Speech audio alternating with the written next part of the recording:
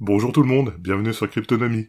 Aujourd'hui, nous allons discuter d'une carte Visa utilisant le Lightning Network, de FTX en marge de devenir le numéro 1, de Binance qui vole au secours de Curve Finance, et enfin de la révolution ETH à venir pour la rentrée. Sans plus attendre, nous attaquons immédiatement la première information de cette revue de presse. FTX à l'américaine pour devenir le numéro 1. Leon Lee, fondateur de l'exchange Huobi Global, serait en pourparlers pour vendre une participation majoritaire de sa société, ce qui valoriserait l'entreprise à plus de 3 milliards de dollars d'après Bloomberg. Lee cherche à vendre près de 60% de l'entreprise et a eu des entretiens préliminaires avec Justin Sun, fondateur du réseau de blockchain Tron, et FTX, l'exchange crypto fondé par le milliardaire Sam Bankman-Fried. Dans un tweet, Sun a nié toute implication dans ces discussions. Huobi, basé aux Seychelles, est l'un des plus grands échanges cryptographiques au monde avec un volume d'échanges quotidien de plus d'1 milliard de dollars selon CoinGecko. L'accord serait l'un des plus importants jamais conclus dans l'industrie de la cryptographie.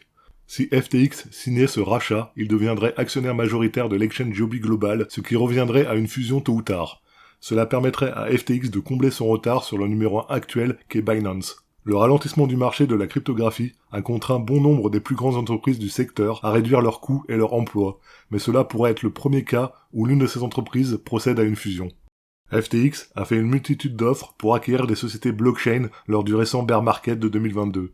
Ils se sont emparés de la bourse japonaise Liquid en avril avant d'accepter d'acquérir la plateforme de trading canadienne BitVo 2 mois plus tard.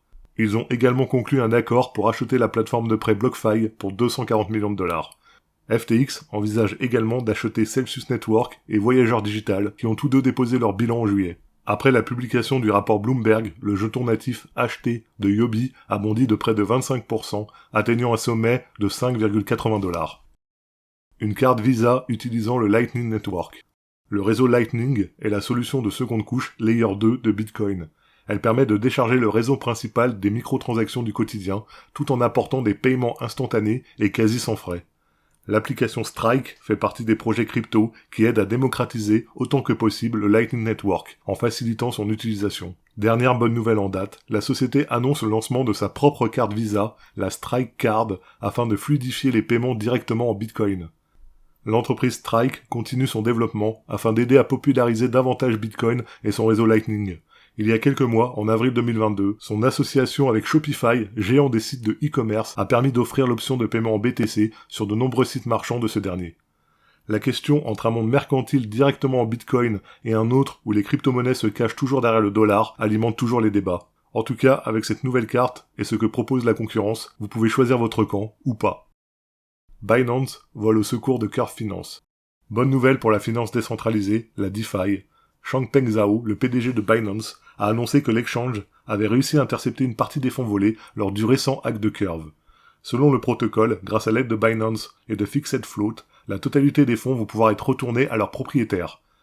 La façon dont seront retournés les fonds et surtout sous combien de temps reste encore à déterminer. Curve ne semble pas avoir davantage d'informations à ce sujet.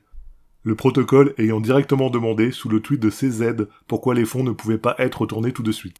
Bon nombre de commentateurs n'ont pas manqué de souligner l'efficacité de la plateforme Binance. Celle-ci a déjà prouvé à maintes reprises qu'elle était prête à aider les autres acteurs de l'écosystème des crypto-monnaies, notamment lors du hack de la sidechain Ronin. La révolution ETH pour le 15 septembre 2022. Suite au succès de The Merge sur Goerli, le troisième et dernier testnet d'Ethereum, son arrivée sur le mainnet est désormais envisagée pour la mi-septembre. La première étape, Bellatrix, est envisagée pour le 6 septembre et fera ensuite place à la mise à jour Paris, laquelle complétera le processus. Vitalik Buterin, le cofondateur d'Ethereum, que nous ne présentons plus, avait notamment déclaré à ce sujet qu'une fois la mise à jour en ligne, la blockchain serait seulement complétée à 55%. La prochaine mise à jour concerne le sharding, une solution de scalabilité prévue pour accélérer la vitesse des transactions et réduire leurs frais. Selon Vitalik, le réseau Ethereum, qui traite actuellement 15 à 20 transactions par seconde, pourrait alors en traiter jusqu'à 100 000. Quoi qu'il en soit, ces récentes annonces ont largement profité à l'Ether, qui observe une hausse quasiment constante depuis l'annonce d'une première date pour The Merge à la mi-juillet. Effectivement, l'ETH progresse de 17% rien que sur les 7 derniers jours, avec un cours actuel à 1950 $. C'est fini pour cette fois. Vous connaissez la ritournelle. Si notre travail vous plaît, merci de nous soutenir en vous abonnant à la chaîne, en activant la cloche et en likant nos vidéos. À très bientôt sur Cryptonomie. Bye tout le monde.